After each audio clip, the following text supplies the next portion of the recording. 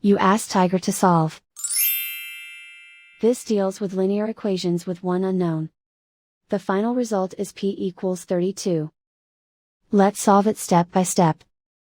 Group all constants on the right side of the equation. Subtract 7 from both sides.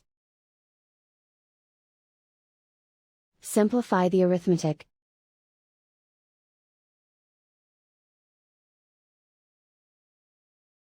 Isolate the p.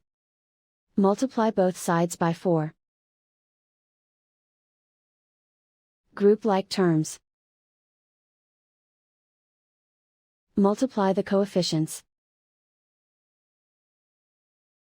Simplify the fraction.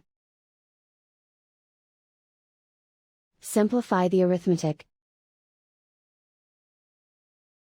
And so the final result is p equals 32.